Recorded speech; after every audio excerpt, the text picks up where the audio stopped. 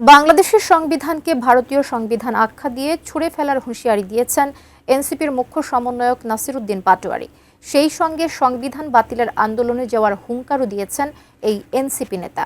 কিন্তু হঠাৎ সংবিধান বাতিলের দাবিতে কেন সরব হলেন পাটোয়ারি, বিস্তারিত জানাচ্ছেন ত্রিবেণী তনু। ভারতের দাদাগিরি অনুযায়ী বাংলাদেশকে চলার জন্য আমরা বাংলাদেশের সংবিধান চাই, ফ্যাসিবাদী সংবিধান। সেই সংবিধান আমরা চাই না। আমরা হয়তো এই সংবিধান ছুঁয়ে ফেলার কর্মসূচিতে যেতে হবে। বর্তমান সংবিধানের মৌলিক কাঠামোয় পরিবর্তন না আনলে সংবিধান বাতিলের আন্দোলনে যাওয়ার কঠোর হুঁশিয়ারি দিয়েছেন এনসিপির মুখ্য সমন্বয়ক নাসিরুদ্দিন পাটোয়ারি। বুধবার চাঁদপুর প্রেস ক্লাবে এনসিপির আয়োজনে ইফতার মাহফিলের প্রধান অতিথির বক্তব্যে তিনি এই হুঁশিয়ারি দেন। এই সংবিধান স্বৈরাচারের জন্ম দিয়েছে বলে তিনি নিয়োগ দুর্নীতি এবং স্থানীয় নদী দখলের বিরুদ্ধেও তীব্র সমালোচনা করেন। নাসিরুদ্দিন পাটোয়ারি বলেন, বাংলাদেশে নাকি এখন পরিবর্তন চলছে। এই পরিবর্তনটা শুরু করতে হবে সংবিধান থেকে। মূল সমস্যা হলো এটি হলো ভারতীয় সংবিধান, শেখ মুজিবের সংবিধান। ফ্যাসিবাদী সংবিধান আমরা চাই না, আমরা বাংলাদেশের সংবিধান চাই। এখন আমরা কথা তুলেছি সংবিধানের মৌলিক স্ট্রাকচার ডেভেলপ করতে হবে। তারা সেটি না করলে এই সংবিধান ছুঁড়ে ফেলে দিতে হবে। আমরা কথা তুলেছি মৌলিক স্ট্রাকচারাল যে ডেভেলপমেন্ট সংবিধানে সেটা করার জন্য। যদি আপনারা সেটা করতে না দেন, হয়তো এই সংবিধান খালেদা জিয়া যেভাবে বলেছিল এটা ছুঁড়ে ফেলে দিতে হবে। আমরা হয়তো এই সংবিধান ছুঁড়ে ফেলার কর্মসূচিতে যেতে হবে।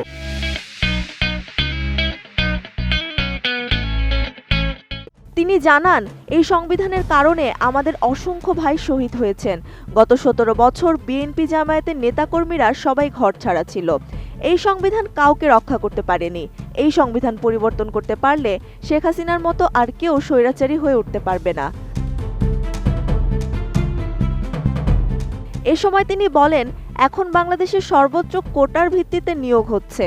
বাংলাদেশ ব্যাংকে একজন ঋণ খেলাপিকে নিয়োগ দেওয়া হয়েছে। যিনি ভক্ষক তাকেই দেওয়া হয়েছে রক্ষকের দায়িত্ব। শেখ মুজিব রক্ষী বাহিনী গঠন করেছিলেন, আর বাংলাদেশে এখন তৈরি হচ্ছে ভক্ষক বাহিনী। তারা নদীখালও ভক্ষণ করে। চাঁদপুরের বিষয়ে বলেন, চাঁদপুর থেকে অনেকেই মন্ত্রী হয়েছেন, কিন্তু চাঁদপুরের উন্নয়ন হয় না। নদী থেকে অপরিকল্পিত বালু উত্তোলন বন্ধ করতে হবে।